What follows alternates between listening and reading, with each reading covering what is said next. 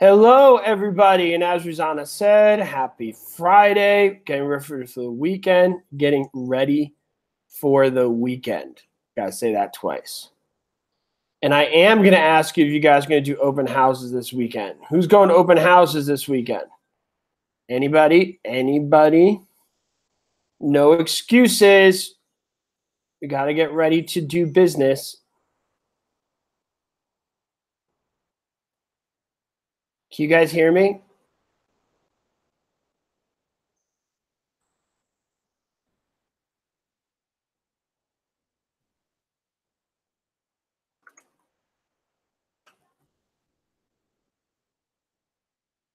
Oh, I didn't see you guys respond.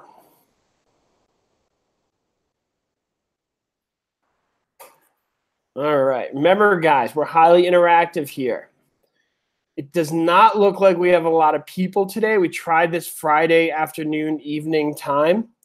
Adrian, it looks like this Friday evening time is a big miss. We only got 18 people here. Big swing and a miss. So I'm thinking we're probably not going to do this time much in the future.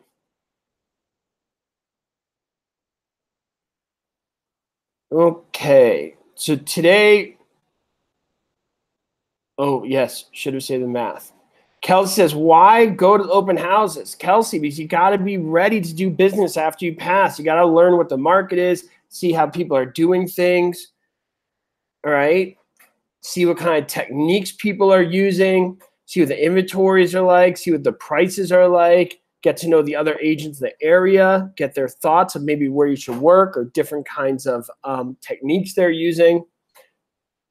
To start learning from everybody. So when you pass, you're ready to rock.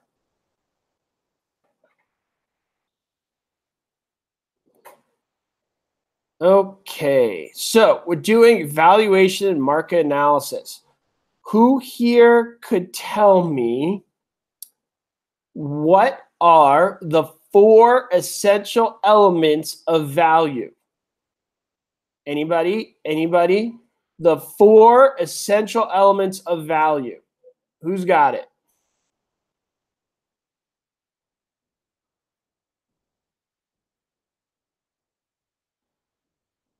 Dust or stud. What does that stand for? So you guys use dust, stud, tuzada. It doesn't matter. What does that stand for?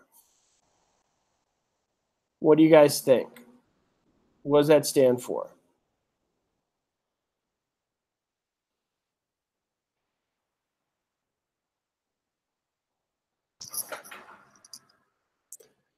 So it stands for scarcity, transferability, utility, and demand.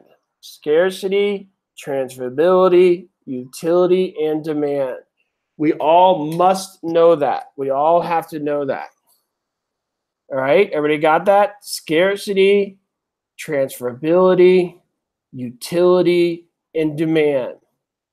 Does how much something cost relate to the value of a property? Does how much something costs relate to the value of the property? What do you guys think? Does how much something costs relate to the value of the property? And the answer is no. Why is the answer no? I don't know why the answer is no. I just know there's no C in stud and there's no C in dust. Therefore, cost is not relevant. Right, guys?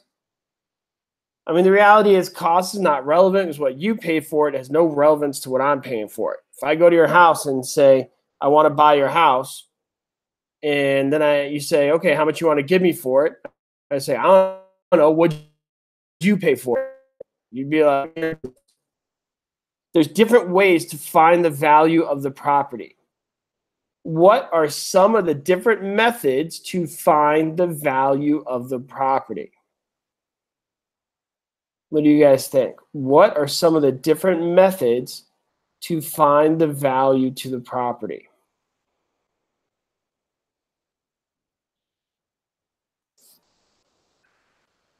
What do you guys think? So you got the market data approach, the cost approach, and the capitalization income approach. So tax assessor would not be one of the ways you want to use to find the value of your property, because the tax assessor does it for different reasons than the appraiser does when you get a loan or when you're doing a sale on a house.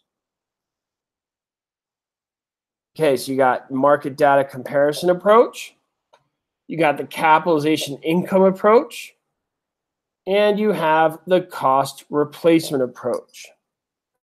Which one of those approaches is the most common? Which one's the most commonly used? What do you guys think? Which one of those is the most commonly used? The market data approach. What type of properties would you use the market data approach for? What type of properties would you use the market data approach?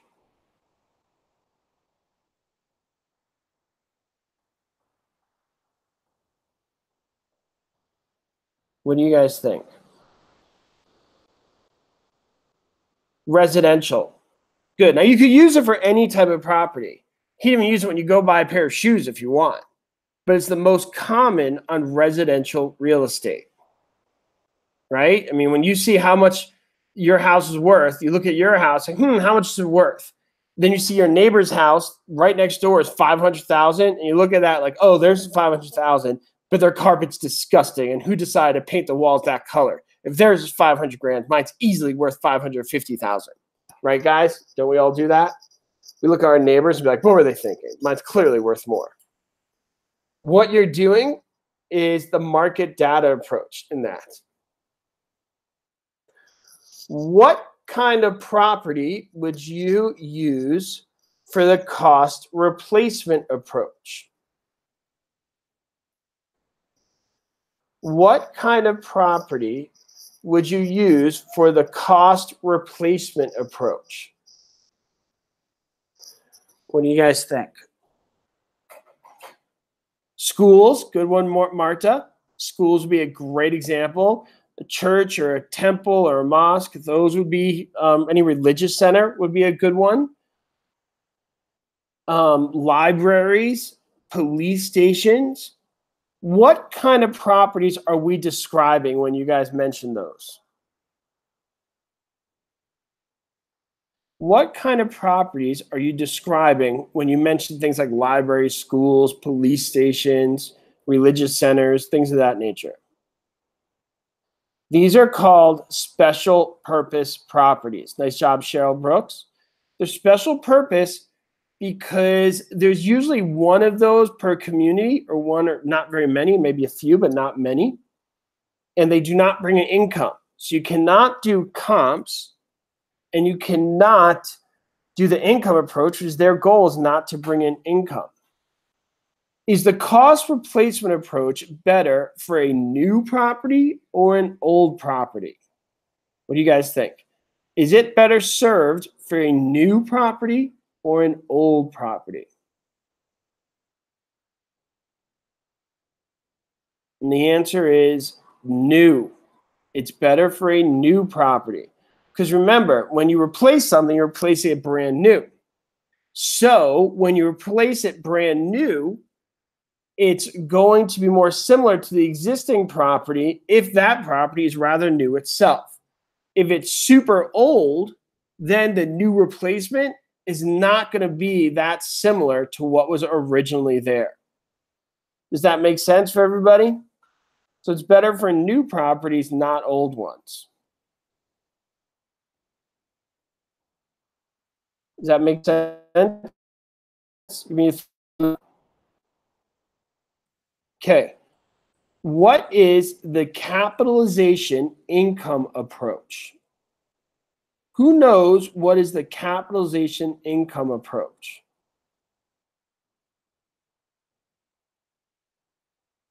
What do you guys think?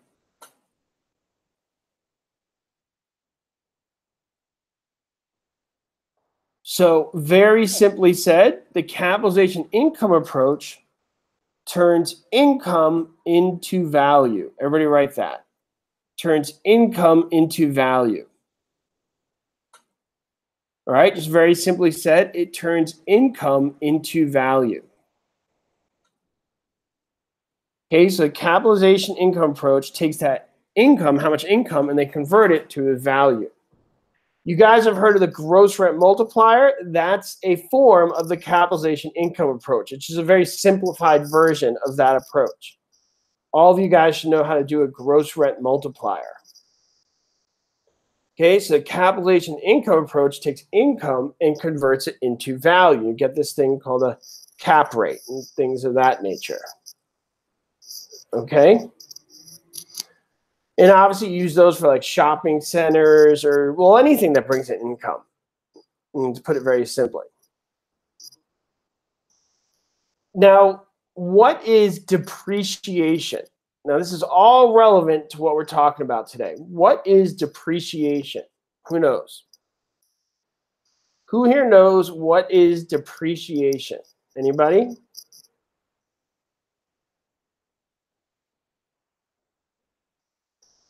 What is depreciation? Depreciation is the loss of value from any cause. Loss of value from any cause. Now, when we talk about depreciation, you hear this word called obsolescence. You guys ever heard that word before, obsolescence? Obsolescence is a cause of depreciation, but it's not a method for calculating it. All right? You don't like put a formula for obsolescence. It's a cause, not a method for calculating it. There's two forms of obsolescence that you guys need to know. What are the two kinds of obsolescence that you need to know for your exam? How are we doing, guys? Good? Trying to give a nice foundation here on this topic. So hopefully this is helping all of you guys. Okay, so you got economic and functional. What is economic obsolescence? What is economic obsolescence?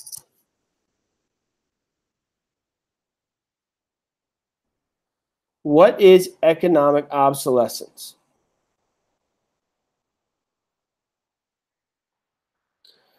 So economic obsolescence would be the loss in value due to factors outside the property lines. Who could give me an example of economic obsolescence? Who can give me an example of economic obsolescence?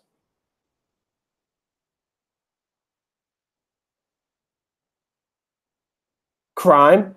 I assume you mean crime, Erica, not crim, right? Airports, good. Bad roads, good. Freeways, sewage plant. Okay, the other one is functional obsolescence. What is functional obsolescence?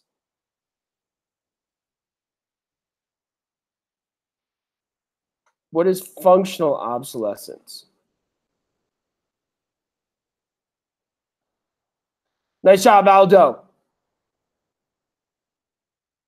Everybody say congrats to Aldo. He's going to be working in the Coachella Valley, which is where Palm Springs is.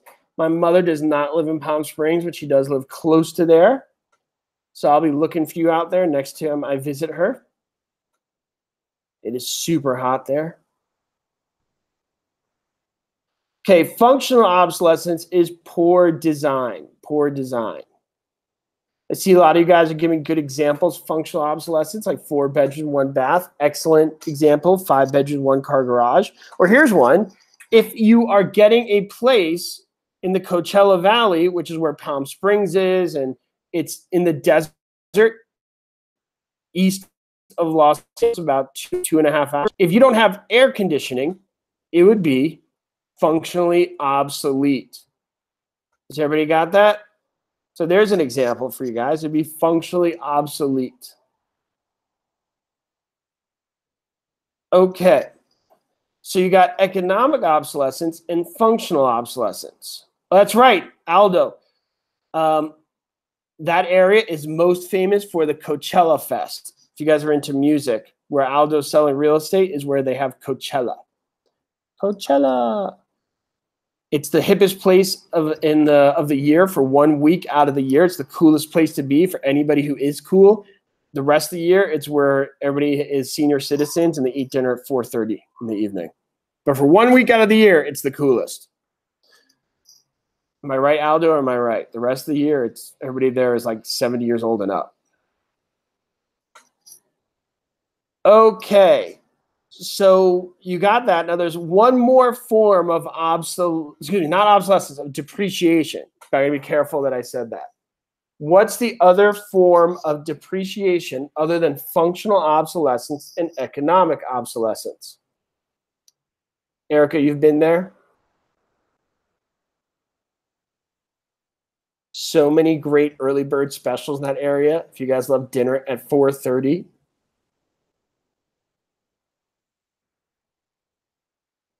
And group swim exercise classes at 9 a.m.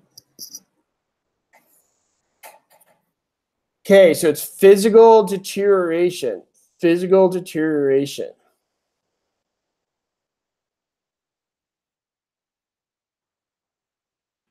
Okay, physical deterioration is obviously the house is falling apart. The house is falling apart. Bill says, I worked at the coroner's office out there. So many jokes in my head that probably would not be appropriate. All right, physical deterioration, your property's falling apart. Okay. Now let's do a question from the one that's on the board. If an appraiser examines a building that is 25 years old, but because of superior upkeep has the condition of an 11-year-old building, the appraiser must use 11-year-old age as the A, physical age, B, actual age, C, effective age, or D, numerical age. What do you guys think? The answer is C, effective age.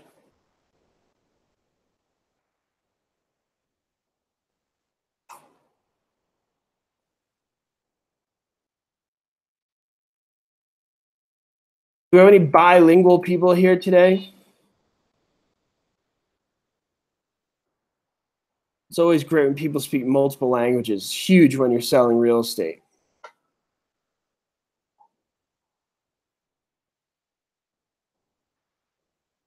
It just makes you seem smarter. Is it just me, or is when somebody speaks lots of languages, you just automatically think they're smart?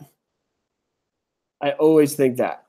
Like if I turned to you guys and said, by the way, I also speak German, Swedish, and Japanese. Regardless of what I say later, you're automatically like, ooh, he's super smart. I don't know why, but I think he's smart. Is that true? Or what do you guys think? When somebody surprises you that they speak a language you never expect them to speak, you're automatically like, oof, super smart. So the trick is to be able to introduce yourself and say thank you in that language, and those people think you're fluent as long as you're not talking to somebody who actually speaks that language. If you're talking to somebody who actually speaks that language, then you can look stupid. But like if I spoke to you guys like in, I don't know, some random language like Korean or something, then all you guys would think I'm super smart. Even if I only knew a few words. Unless when you guys actually spoke Korean, then I look stupid. But none of you guys would know the difference. You guys would just think, wow, awesome. Am I right or am I right, guys? So I always used to learn like a few introductory words just so people thought I was fluent, but I really wasn't. Okay, here we go. Russian, Spanish, English, and Armenian. Muchas gracias, Adriana. Well, Spanish I actually do speak. That one I actually can do. The major cause of loss of value in real property is due to A, deferred maintenance, B, wear and tear, C, old age, or D, obsolescence. Do you have any Chinese speakers here? Ni hao ma. 谢谢。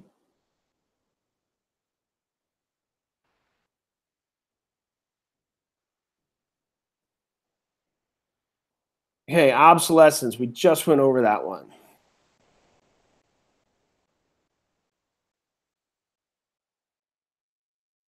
For Thailand, Kapunka. Swaddy Cup. That's Thai.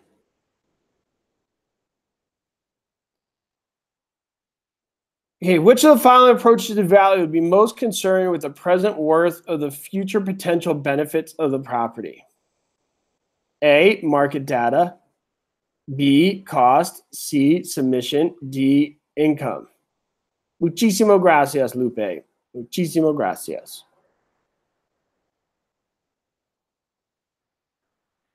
Me encanta con tus palabras.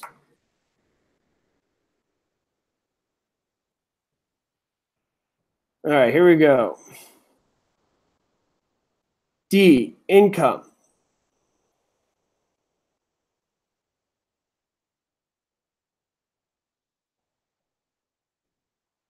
Income approach.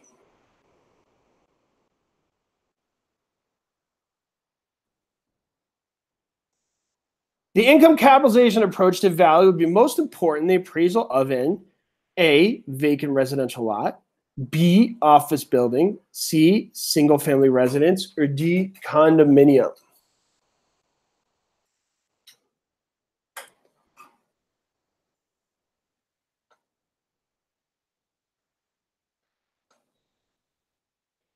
How many of you guys would like a webinar on math? Anybody would like a math webinar? Ugh, I just almost threw up in my mouth just saying the word math. Gross.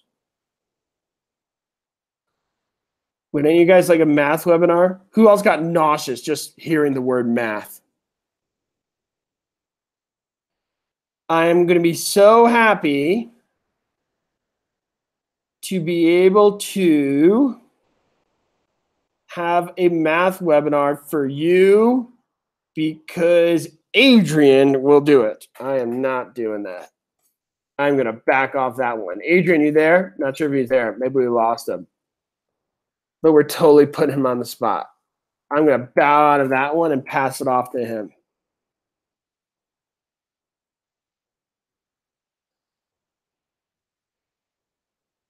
What do you think, guys? Is this like hazing? I'm putting it off on the new guy. New guy has to do math. Haha. No.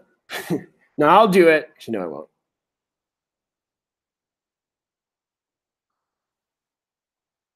Okay, using which of the following will require the value of the land to be calculated separately from the value of the improvements?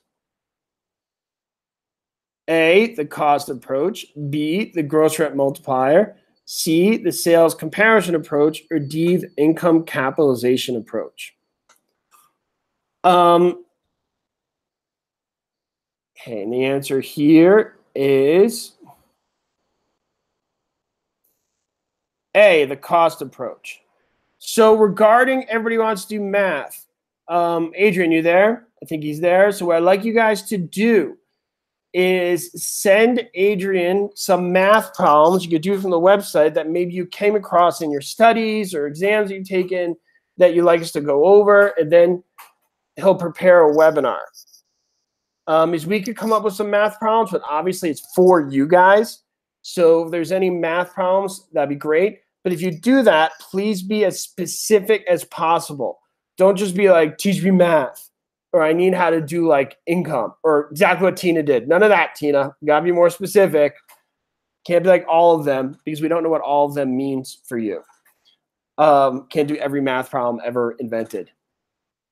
So if you guys have specific math problems, and please be specific. If it's not specific, we're not going to work on that one. But if you guys have specific math problems, send it over, and Adrian will work on them, and I'll work on them with them. Arthur will help as well, and we'll put together a nice explanation of how to go about that math problem. So the three of us will put our heads together to try and figure out this math problem and figure out the best way to explain it to you guys. Sound good? Ready to say sound good? Send via email, and you could do that through the website. Send it through the Contact Us form on the website. Adrian, do you have a link to the contact form? Ooh, Bill needs help with 2 plus 2. 22, Bill. The answer is 22, obviously. So send it to us through there, but remember, as specific as possible.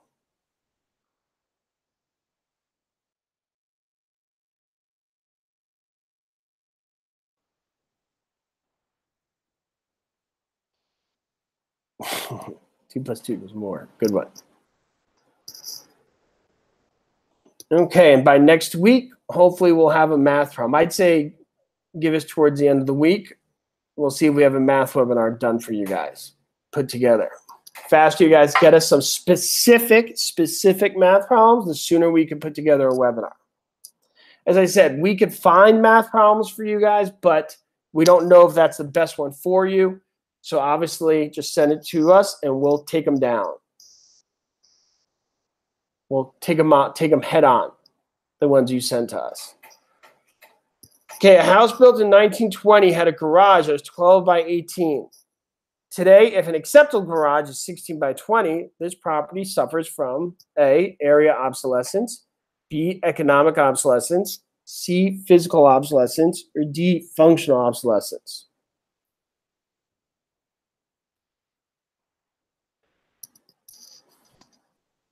See, maybe we should post that in the group, see if people present good math problems for us to do in the group.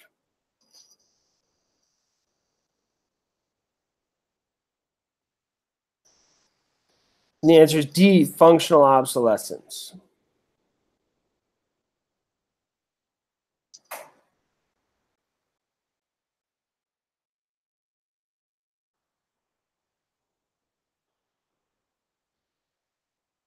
Which of the principles state that a person will not pay more for one property than he or she would for another's that is equally desirable?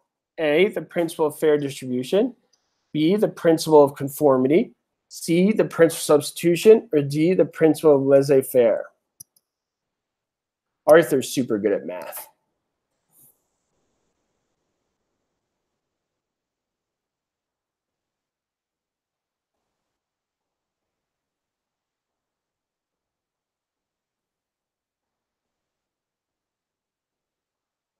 And the answer is C, principle of substitution.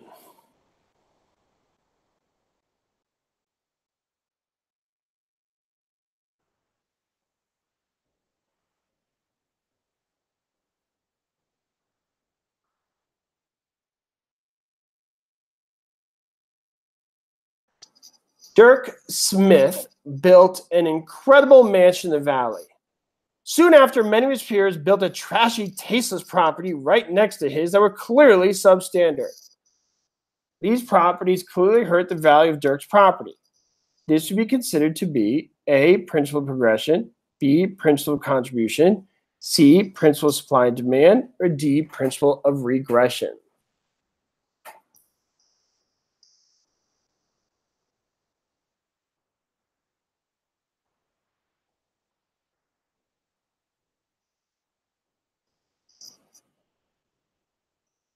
What do you guys think?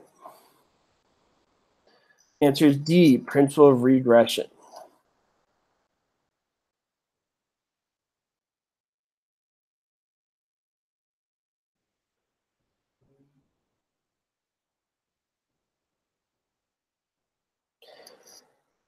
In arriving at an effective gross income figure, an appraiser of income property makes a deduction for A, real property taxes, B, repairs, C, vacancy, or D, depreciation.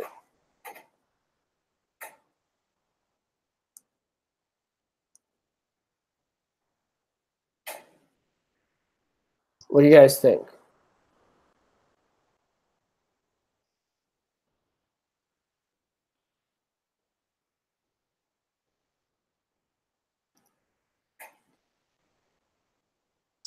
C, vacancy. How many of you guys are not sure? You just circle the longest answer.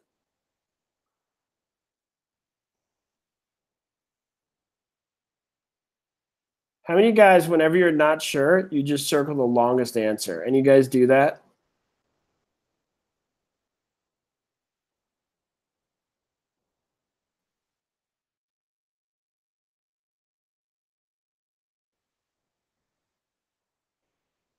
So for those of you guys who circle the longest answer, just so we're clear, we only do that when we're absolutely not sure and we have no idea what they're talking about, and you just have to guess. Do not go down your exam and just circle the longest answer for every single one. Everybody got that? Everybody promise? We had somebody write in who was circling the longest answer on all the questions and didn't understand why they didn't pass. So I want to be clear with you guys. You don't just go to your exam and circle the longest answer with every single one.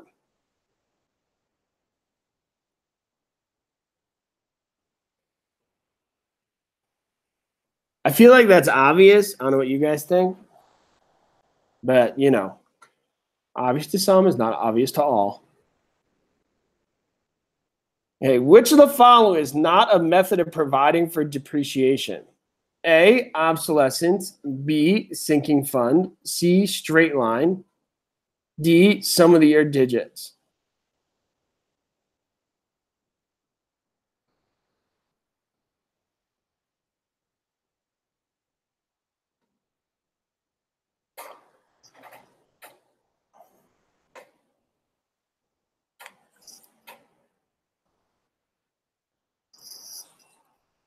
What do you guys think?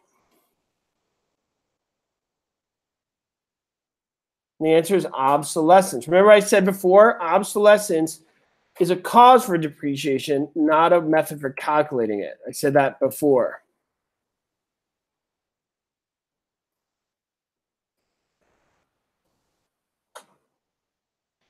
An increase in the appraised value of property, which is considered an unearned increment, would most probably result from A, increase in population, B, management expenses, C, capital improvements, or D, increase in amenities.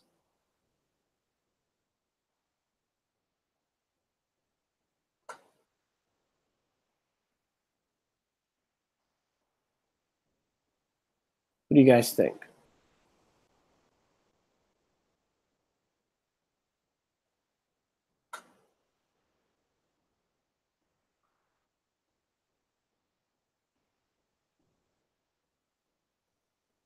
The answer is A, increase in population.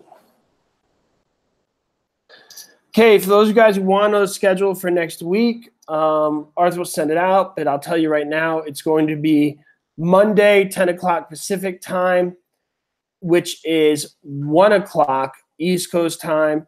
And then Tuesday, Wednesday, Thursday will be 4 o'clock Pacific time, which is 7 o'clock East Coast time. And then on Friday, it's going to be 10 o'clock Pacific time, which is 1 o'clock East Coast time. So basically, we're doing morning on Monday, Friday, and the afternoon on Tuesday, Wednesday, Thursday. Afternoon, early evening, I should say.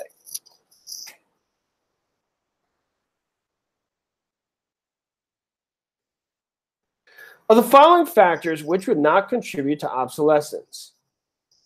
A, out-of-date equipment. B, wear and tear from use. C, change of location demand. D, misplacement of improvements.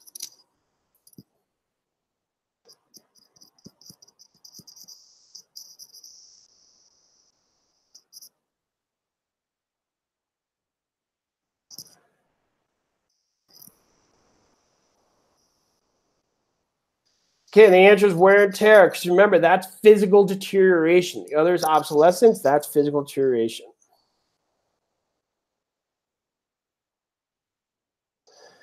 All right, guys, that's it. Have an amazing weekend. It's Friday. Enjoy with all your family and friends and the people you love. And, of course, don't forget your dog if you have one, because nobody loves you more than they do. And with that being said, it's Joe from Prep Agent, and I'll see you guys on Monday. Have a great weekend.